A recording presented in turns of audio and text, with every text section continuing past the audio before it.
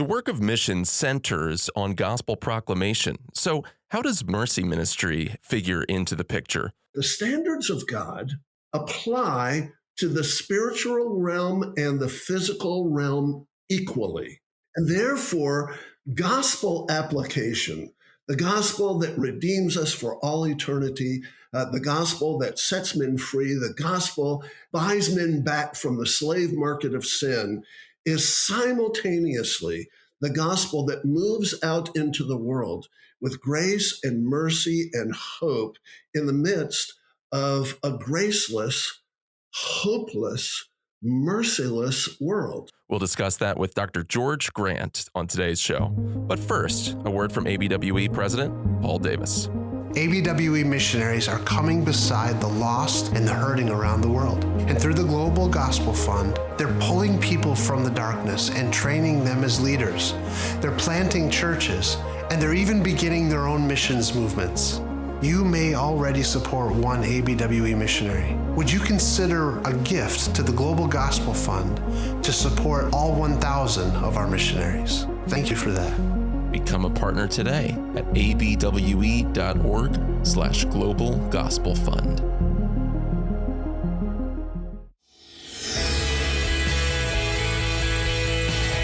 Welcome to the Missions Podcast, the show that explores your hard questions on missions, theology, and practice to help goers think and thinkers go. I'm Alex Kochman, Director of Advancement and Communications for ABWE International, joined again, as always, by my good friend and compatriot, Scott Dunford, lead church planter, Redeemer Church in Fremont, California. And if this show has been a blessing to you at all, please share the show. Please remember to leave it a rating, positive review in your podcast platform of choice. And you guys, everyone, we want to give a thank you to everyone who's been doing that lately, engaging us on social media. We've been trying to put more content out there, and things are in the works. We are having conversations here. Scott, I had a conversation with two of our staff members here at the ABWE headquarters today about studios, about video, about all sorts of things that we've sort of been dreaming about for years. Scott, you and I have also been talking about releasing an exclusive series, and there's some good stuff in the works for those of you who followed the Missions Podcast for some time. And so we're so grateful for all of you who've always loyally shared this content. And in fact, Scott, you just were sent the information of somebody who's interested in becoming a missionary because they found out about it through the show. Is that right? Yeah, and that kind of always surprises me. So thank you for listening. Thank you for getting involved. Encourage that this could be a blessing to someone, and hopefully we cast some heat and some light, both. And that's anyway, right. And hopefully a little bit more light than heat, like 51%, 49% kind of a ratio. And speaking of somebody who knows how to bring the light and the heat, is Dr. George Grant. He is a pastor with a long resume based currently in Franklin, Tennessee.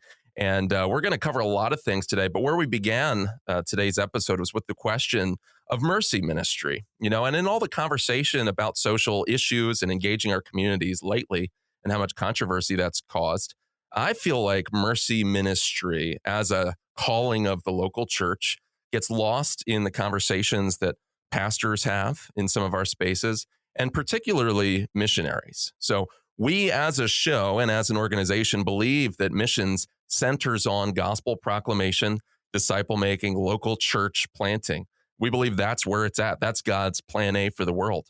And we can be really excited and center on that. But then our calling and our duties to our communities and the physical needs that they have, I think, are something that can fall by the wayside. And of course, there's a lot of people in evangelicaldom, if you can call it that, who will talk about those things. But somebody who also talks a lot about those things with kind of a full-throated gospel appeal is Dr. George Grant. And George, we're just going to ask you, can you briefly kind of frame who you are in your ministry and kind of give us an overview so we know who we're talking to today? Sure. Well, I am a pastor, and I pastor in Franklin, Tennessee, a church that I have planted, and I'm a part of a church planting network that our intention is to continue to plant churches because we want to make sure that there are churches in every community that are clearly proclaiming the gospel, that are accessible, that are relational, and that are missional. And so That's my primary work, but I've also been involved in publishing through the years. I've started publishing companies. I've published and written more than 80 books myself, and so I've got that kind of side of my ministry, the ministry, the printed word. I have been heavily involved in the pro-life movement since 1972, when I was a high schooler living in Dallas, where the Roe v. Wade case originated with District Attorney Henry Wade. And I have been involved in an outreach to the homeless and to the poor ever since I was a pastor in Houston, Texas. Starting in 1978, we had an outreach to the homeless in our little community just on the north side of Houston. And I've been involved in overseas missions pretty much my entire ministry life. I have started schools in the Islamic world. When I was in college, I was fascinated by the rise of a new Middle East in the 1970s and foresaw a time when the conflict between Israel and its Arab neighbors might escalate into a kind of global conflict. And so I just started thinking about what missions might look like in the Middle East and developed a kind of missions strategy that I call the Wedge Strategy, which is to look for persecuted minorities within the majority Muslim cultures and find ways to minister to them. So what we've done is we've started classical Christian schools in places like Iraq and Indonesia, usually among minority peoples and the poor. And so I've been involved in a whole lot of things. I've done radio broadcasting, television broadcasting. I was the executive director of Coral Ridge Ministries under D. James Kennedy for a number of years and ran his radio and TV ministries, as well as served as the executive pastor of the church there. I actually went there as the minister of community development, which was basically a ministry to the poor and a ministry in the arena of pro-life involvement. So I've done lots and lots of different things. But what's interesting is I've never seen them as different things. They're really all just one thing. It's the gospel. It's the gospel proclaimed and the gospel put into action. It's the gospel made manifest in the midst of a poor, fallen world where the gospel meets actual physical needs by mobilizing God's people to be the hands and feet of his mercy and justice, while simultaneously establishing the foundations for an eternal destiny in the presence of the Father. So all of those things that I have done seem to outside observers sometimes to be unrelated, but for me, they're all just one thing. Yeah. Among those various things, you've written on, for instance, the issue of homelessness. You wrote The Dispossessed, homelessness in America many years ago. So a lot of your life's work has involved some of these things: overseas missions, relief efforts, both in the U.S. and overseas. Again, an outside observer might think those things are unrelated. So the central thing that drives you in all those things is the gospel, right? So what is your central thesis, that surrounds that? How does the gospel lead to those things? Because so often we can think of the gospel reductionistically, right, as only a plan of personal salvation. Right. In the prophecy of Micah, we have this incredible kind of courtroom scene. It's a covenant lawsuit sequence where you have this bargaining back and forth between a guilty people and a sovereign God. And the conclusion after attempting a series of plea bargains, the people finally sort of relent and cry out to the Lord, "What is it that you desire?" And he simply declares through the prophet, "He has shown you, O man, what is good and what the Lord requires of you, but to do justice and to love mercy and to walk humbly with your God." That declaration, that famous declaration of Micah 6:8, is actually picked up by Jesus later as he confronts the scribes and the Pharisees. And he simply says, you tithe your mint and cumin, but you neglect the weightier matters of the law. And then he actually quotes from Micah 6:8.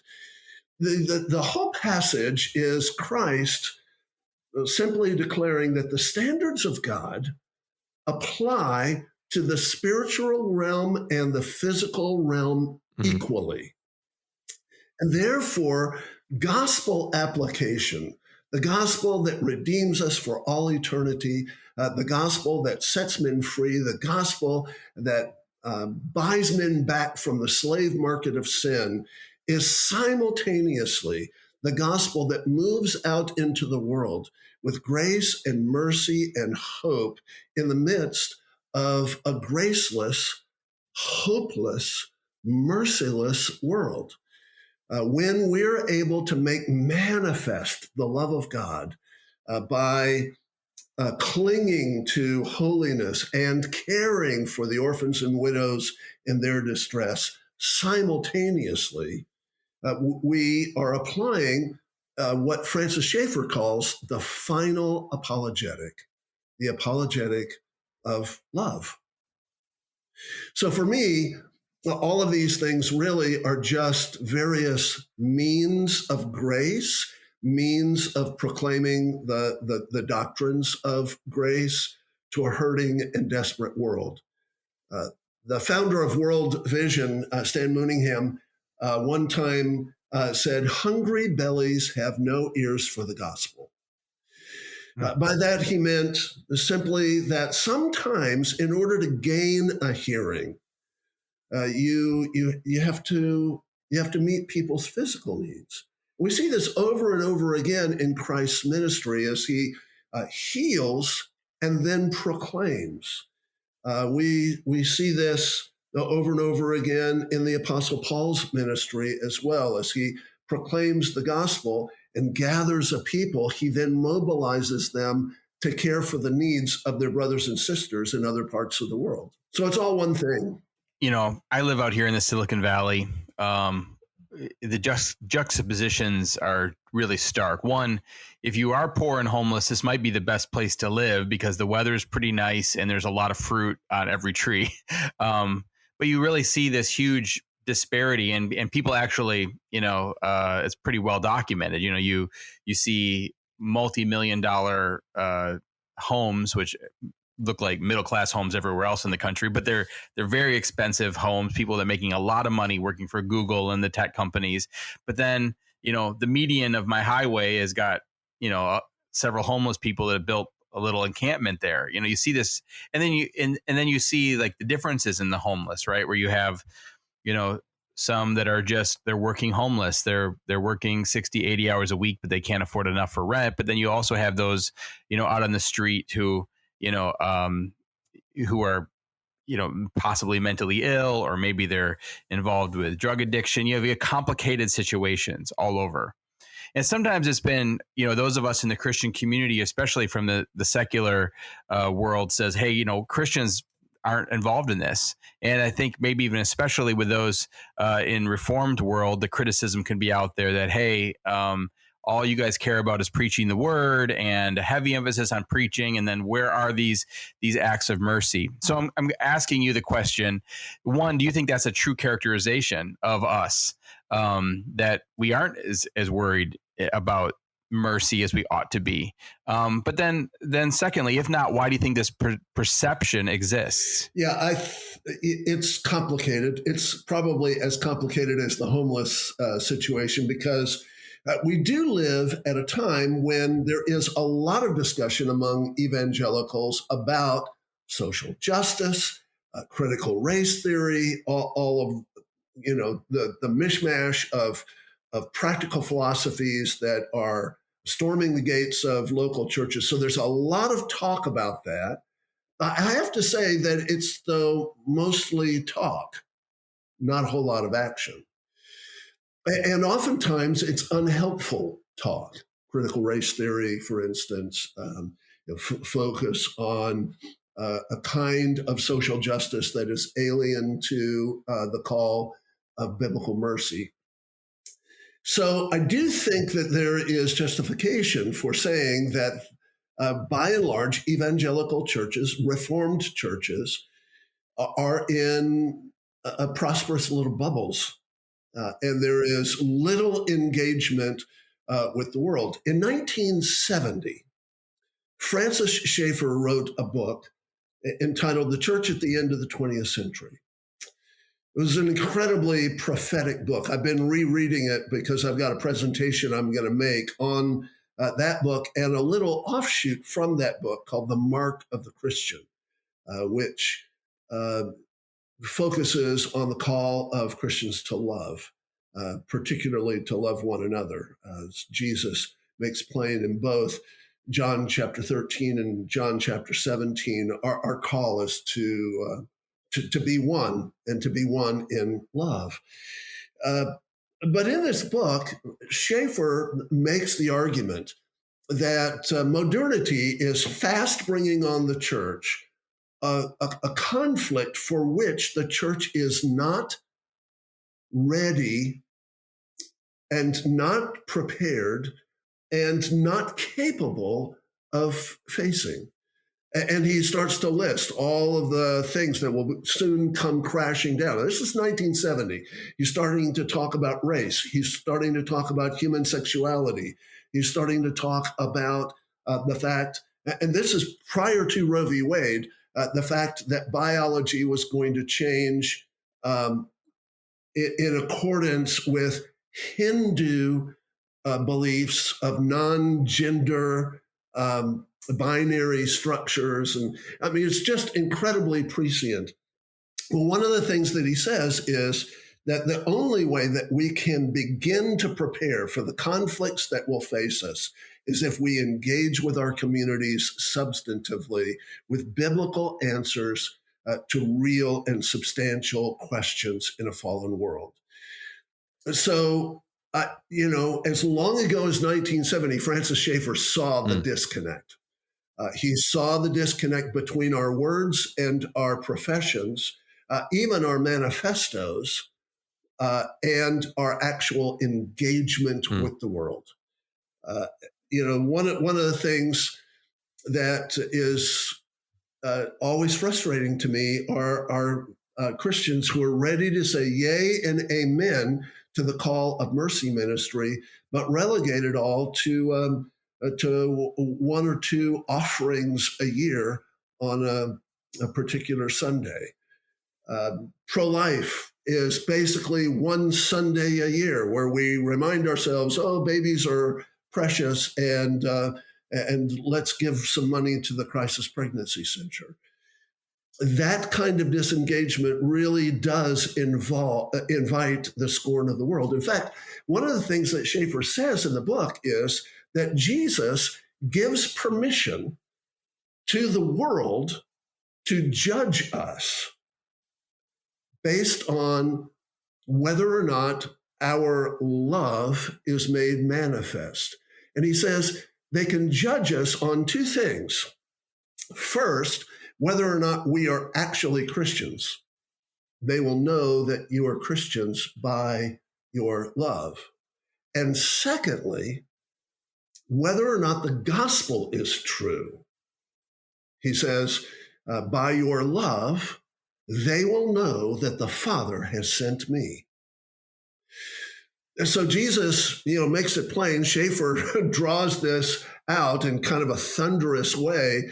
This book, written in 1970, is just as prophetic today as it was then, because I'm afraid we haven't heard his Mm. prophetic warnings. Well, I'm used to hearing people in sort of the Christian culture building world of evangelical leaders, influencers, people like that quoting guys like Schaefer, right? Um, However, it seems like just like there's this disconnect between people that often emphasize preaching and doctrine and then real practical works of mercy and justice along with those things. I think there's another disjunction that comes into play now and then. It's this sort of vein of let's build a very Christian culture and let's evangelize the country, but then change the cultural foundations, all the way from the local church pews to the halls of government. And then over here on the periphery lives cross cultural missions. And those two things often don't go together. It's almost as though sometimes either you're going to be focused on pioneering to the ends of the earth or you want to reclaim the United States. I don't see as many people that have a vision for both of those things. And what I love about your ministry and your work is you mentioned it before we got on the air, doing things like sending missionaries from your church to plant classical Christian schools in the Middle East in Islamic contexts like Iraq, which is not something that I would ever think would be easy or possible, right? And so maybe you can talk about that. But what drove you in those efforts, and what is it like for you to bridge those two worlds? How can pioneer missions go together with this idea of thinking Christianly about culture? Well, it's pretty simple, actually. It's the Bible. The Bible doesn't create that dichotomy. The Bible doesn't make that separation. We see in the scriptures the call to this full-orbed Christian life. And this full-orbed Christian life is not prioritized. We're not told, okay, now first get your family completely in order, raise your teenagers, and then maybe at some point in the future when you have your financial nest egg secure and everything is all right and your doctrine is completely in order, at that point, then you can start to think about ministry. You don't see anything like that. In the scriptures, what you see is this full-orbed call. We are not supposed to be creating churches that are really, really good at worship, but not so good at all of the other things, or really, really good at missions, but not so good at ecclesiology, or churches that are really, really good in caring for the local community, but not caring at all about the larger world. We're supposed to be building churches where individuals within the congregation, individual families, will have unique callings, but together we walk in the fullness of gospel calling. We're to live out the fullness of the Great Commission, which talks about the nations and it talks about families. It talks about locality. It's from here to the ends of the earth. So I don't see in the scriptures any kind of dividing line there. And so as opportunities arise over time, my default answer to people when they say, I think we ought to do this, is yes. Let's figure out how. Let's figure out when. Let's make sure that we do it safely and wisely. But yes, let's do it. So how can churches that see the Great Commission is about seeing churches planted and established and reproducing, how can churches bring in these ideas of mercy and social welfare and emphasis on seeing biblical justice played out in these avenues? How do those things come together in a fully orbed church planting strategy? Well, that's a great question. It's a question that I'm often asked. And I think that most people want some sort of a programmed answer, a checklist, perhaps. A little manual. A manual, a series of steps. The truth is that the gospel goes forth through relationships. Gospel needs are met with the gospel supply as we look around us and see the world that we live in. So one of the things that I normally do when I'm asked that question is I say, well, so what needs are there in your community? What's going on where you are? Is there a homeless encampment in the median of your local highway? Well, maybe if you drive past that every single day, maybe you need to start there. Or maybe it's the coffee shop that you go to every morning and you notice that one of the baristas is a recent immigrant from Pakistan, and you notice that they're struggling one day. They're not their normal happy self. Do you engage them? Do you pray with them?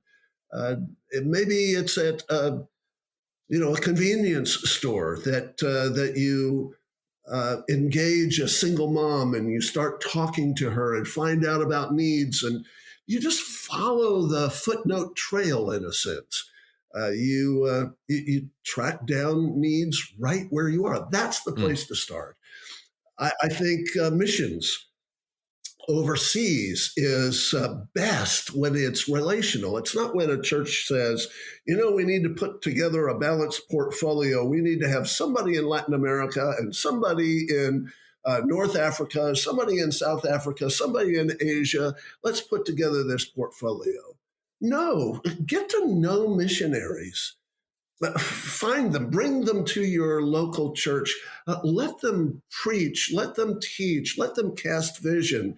And then get your pastor, as a part of his job description, the responsibility of once every 3 years actually visiting every single missionary on the field where they are so that they can know exactly what's going on in the fields in which the congregation is investing. I mean, it's just simple stuff. It's relationships. It is. And I love that idea. I also love something you said earlier, which is that churches don't have the luxury of saying we're going to only do this and not this, right? We're going to be the evangelizing church, but not the discipling and training and teaching church, for instance. Well, we don't have the choice to do that, right? The Great Commission puts forward that we are to teach disciples to obey all that our Lord has commanded.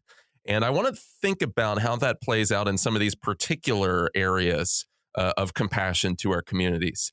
And where I first was exposed to your work, George, was actually through your life work and through the Babies Are Murdered Here documentaries. And so I'd like to ask you just a question about how this plays out on the life issue. And we'll do that in just a moment after this quick break with Dr. George Grant. Hi, I'm Scott Dunford, and I'd like to share with you about a new nonprofit ministry established to help churches, Christian schools, and other ministries protect children and prevent abuse. Rich Hamar from Church Law and Tax states that the number one reason that drives churches to court is child sexual abuse. I can't think of anything more devastating to these lives, their families, and our witness before a watching world than sexual abuse that takes place in ministry. The traumatic impact often leaves the vulnerable not wanting anything to do with God or His people. Our efforts toward evangelism, discipleship, and spiritual formation are not only neutralized, but shattered. Evangelical Counsel for Abuse Prevention was formed to help ministry leaders understand the complexities of child protection and abuse prevention. They are establishing standards and an accreditation program that will help verify that appropriate measures are in place at your church or ministry. Learn more about them. Find a helpful and free assessment tool to help you see how you measure up in this area. Go to abuseprevention.org and click on the link for this resource assessment. Evangelical Counsel for Abuse Prevention. And this June, attend the national conference. Go to abuseprevention.org and register with ABWE21 as the promo code to receive 20% off your ticket. That's promo code ABWE21 to receive 20% off. Brooks Buser, president of Radius International. I am here with Mark Dever, senior pastor at Capitol Hill Baptist and president of 9 Marks. When you go to a culture that's a different language than yours, you're ending up in a kind of majority language that's been reached. And there are other peoples still more hidden, and it's those people who are often almost entirely unreached, and they take more cross-cultural effort. Is there a way we can better train people to have more realistic expectations of what life is like in the kind of 2 steps away from my culture? and be able to sustain family life with its normal difficulties there, so that there can be a long years and even decades long witness in that culture. And it seems like Radius is set up to provide that training. Radius is about reaching unreached people groups. Go to radiusinternational.org, radiusinternational.org. We're back with Dr. George Grant. And Dr. Grant, you have focused on abortion-related ministry in the U.S. and preaching the gospel into these contexts. That's how I first heard about you. So what does our audience need to know about engaging the life issue with the with the gospel, specifically, whether it's in the U.S. or overseas? So this is one area of need where, very few of us have the luxury of saying, oh, it's not happening here. No, it's happening everywhere. So how does the gospel come to bear on that issue? Well, first thing that we have to do is we have to remember that the gospel is the proclamation of life into a world gripped by death. That is the great beauty of the gospel. Jesus is the Prince of Life who came with the words of life. He brought for us the water of life and the bread of life. So one of the things that we have to do is we have to be clear that this is not an issue. It simply is the practical application of the gospel to a broken and fallen world gripped by sin and death. So that's the first thing. And then secondly, if we look back at the whole history of the church, long before there was ever a Planned Parenthood, the question of the Church of Jesus Christ confronting the death-dealing forces of the world is at the center of every great missions movement. Whether it's Amy Carmichael or J. Hudson Taylor, or going back further, Jan Comenius or Cyril and Methodius, or all the way to Basil of Caesarea and Gregory Nazianzus, over and over and over again, it's the voice of hope and light and life in the midst of a world gripped by tyranny, injustice, and death. So when we understand that, and when we proclaim that, inevitably we're going to be driven to those places where death dealing is at its most brutal and noxious form. And that's in our day, oftentimes in the arena of abortion. I have found that some of the most fruitful evangelistic work comes as moms with 2 extra hours to spare on Tuesday afternoons sit and do counseling in crisis pregnancy centers. I have found extraordinary opportunities for the proclamation of the gospel simply by standing outside a Planned Parenthood killing center and praying that the Lord would send me the right people. Those are evangelistic opportunities where we can simply say, there is a light of life that is shining in the world by the power of the finished work of Jesus Christ. When we start to see the life issue in that way, rather than a political issue or a medical issue or a cultural issue, when we see it as a gospel calling, it's going to be very difficult for even wild horses to drag us away from the front lines of this battle. Certainly, with ABWE, we've even interviewed here the work in crisis pregnancy centers around the world that missionaries are doing, and they're seeing the same thing you're describing there, a lot of opportunities for evangelism, because you're really hitting people at a time when their lives are in chaos, and oftentimes they're coming to these centers with no options, at least that they can foresee, and all they've heard is, hey, here's the simple option, which we know is not simple long term. But there's also a lot of other. But anytime we're involved in this kind of ministry, it's super messy because people's lives are messy. whether that's Right. dealing with foster care on the other side of it, or even adoption. We know that when Christians engage in these, it's extremely fruitful, but it also isn't like rosy. What are the other areas that you're seeing Christians engaging in, or that you would love to see the church engaged in? But it's going to require, some fortitude and some determination. It's not just as simple as going into a ballot box and voting against abortion, for instance. What are your thoughts about what are the other areas that you're hoping and wanting to see Christians engage in? Well, one of those is the area of human sexuality.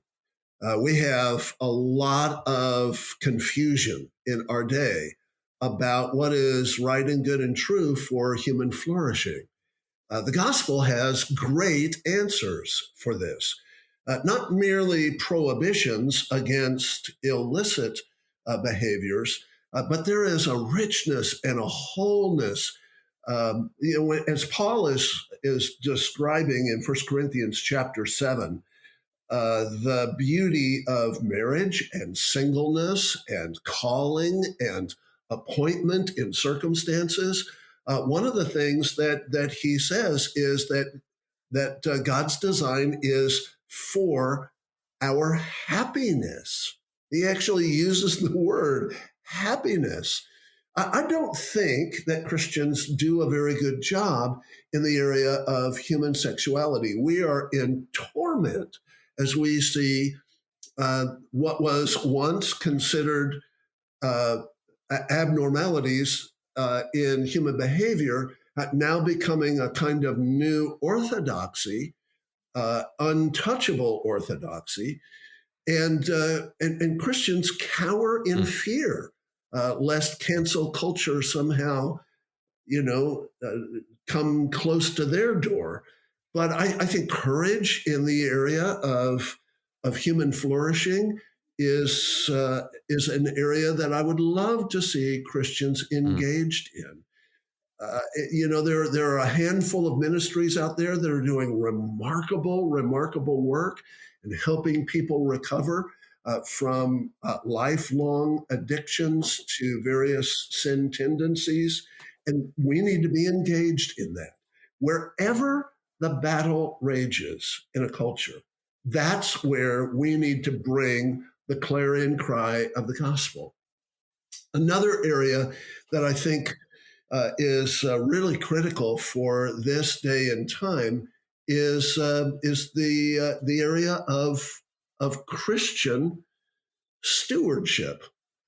We have a lot of teaching in spots about Christian giving, but rarely is it a full-orbed Christian worldview application.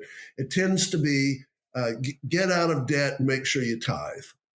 And that's we about won't it. name names, but yes, that's pretty much the message. And you know what? I am a strong advocate of get out of debt and tithe. But Christian stewardship involves the whole of life, all of time, every gift, every resource that the Lord entrusts to us. And so I think that one of the areas of reformation for the church in the days ahead has to be the area of stewardship. It's stewardship that and the stewardship issue that got William Carey onto the mission field. It was stewardship that got Lottie Moon onto the mission field. It was stewardship that was a spur in J. Hudson Taylor's life. It was this vision of, I've got all of these things. I know all of this stuff. Lord, what should I do with it? So there are a lot of areas in the modern world where courage, tenacity, discipline, and calling need to be applied where we're not real consistent right now. And sometimes when we're speaking to people interested in becoming missionaries, we talk about this 747 principle. In other words, you don't become an effective missionary in midair, right, on your way to the field. I think we can apply a similar way of thinking to these acts of compassion that need to begin to mark our churches more. Amen. If we're not thinking this way, not just proclaiming the gospel and being evangelistic, but if we're not thinking holistically about our communities, we're not going to suddenly start doing that when we're on the mission field. Again, we've got to be practicing these things from now. Now, you already hit at this a little bit, but I did just want to clarify. We throw around two terms, and maybe they are interchangeable or synonymous, or maybe they're not, but we throw around words like mercy ministry, and then words like justice. And of course, we've seen that used in the context of social justice, or we could just say justice more biblically or broadly speaking. Is it helpful to distinguish mercy and justice? Are those different things? And maybe there's pitfalls with those things as well, but also a positive vision of those things. And other words like compassion, benevolence, right? That don't always sneak into our vocabulary as much as justification or glorification, the election, those sorts of things that we really do see written in Scripture with an iron pen, sort of a thing. Yeah. Well, justice and mercy are different things, but they're never separate things. And that's a distinction that we need to really clearly make. All through the Scriptures, we see that justice is learning where to draw lines. In fact, the Hebrew word that is used in the Old Testament literally means to draw a clear line. It's to recognize the antithesis between good and evil, between light and dark, between life and death, and to call upon the Lord's standards for the enforcement of drawing that line. Mercy, on the other hand, is in the Hebrew word that's used in the Old Testament is a word that includes all of those other things that you were talking about: loving kindness, compassion. It's the Hebrew word chesed, and it's a word that includes the everlasting love of God and the manifested particular love of moment by moment care. And one of the things that we see in the Scriptures is that justice and mercy always go together. They're not opposed to one another. They are coordinated aspects of the character of God. We see it all through the Psalms, where, particularly in the first book of the Psalms, starting with Psalm 6, 7, 8, and beyond, we start to see this call: Lord, come and judge with your great compassion and your everlasting love. So one of the things that we've got to do is we've got to stop opposing justice and mercy. We've got to make sure that mercy is not so soft and that justice is not so harsh as to exclude one another. We need to see the great embrace where the righteousness and justice of our God flow forth to the ends of the earth like a never-ending stream. And that's not an easy thing to do, because we like to have nice, clean, separate categories. But real justice will always have, as a part of it, an element of mercy. That's why, the Apostle Paul in 1 Corinthians thunders against a man in illicit wickedness. And in 2 Corinthians, he says to the church, he's repented, forgive him, bring him back into the fold. Justice and mercy simultaneously. I love that. Real quick, and Scott, I want to let you ask our closing question, but my son is reading through Deuteronomy right now, and he's 8. And so sometimes it's not immediately understandable to him, and we have to have conversations in the evening about that. And last night, he's reading the chapter on warfare, and he's asking me, Dad, what are terms of surrender? And explaining, on the one hand, there is justice, right? And sometimes there has to be the shedding of blood, sometimes for God's people under the old covenant. And now there's times when war has to happen. And yet look at God's mercy and kindness, that he requires them to give the opposing side a way out. Hey, drop your arms right now, and we'll call this thing quits. Even in something as harsh and severe as warfare, and warfare in the Old Testament, which is characterized as bloodthirsty, right? The characterizations, the mischaracterizations of that exist. And yet there's a merciful component built into that, and God's people relate to the nations. And so it's playing out even in my son's devotions. And then after we are done reading that, we immediately go to prayer, right, Scott? That was your segue. That was my segue. Certainly as we think about these things, the work of the Spirit has to be evident. And I appreciate the way you've articulated that. We see the way that Christ deals with us in justice and mercy. And you've emphasized the work of prayer in that ministry. So can you talk a little bit about that? Hey, we're people, especially if there's missionaries listening. These are the activists of the Christians. We rush to action. We want to be busy doing, and probably as Americans, we're even more prone to act before we've really thought and prayed through it. So can you give us some encouragements about how prayer should shape our ministry, particularly as we're engaging in doing? Yeah, one of the most effective doers in the Old Testament was Nehemiah, cupbearer to the king. He was called by this compulsion from the Lord to restore the dignity of the city of Jerusalem by rebuilding the walls. The thing that I love about Nehemiah is he was quite the leader. He understood how to motivate people. He understood how to procure resources. He understood how to divide up tasks. He was a good delegator. He was unrelenting in his moral tenacity. He loved the word of God. He called the people to worship. He met obstacles and opposition with fervor. But the thing that I love about him is that every time he does anything, he stops first to pray. Before he formulates his plan, he prays. Before he goes before the king, he prays. As he's circling the walls, he's praying. As he mobilizes the people, he prays. At every turn, he prays. That's such a perfect model for us. If the Lord is not in our work, we do all of our work in vain.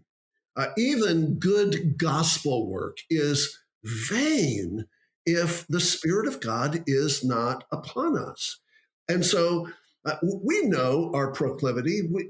Some of us are workaholics. Some of us love our checklists and our resumes and our accomplishments. And if that's all we're doing, then as Paul says in 1 Corinthians 15 about those who deny the resurrection, we are among all men most to be pitied. Mm.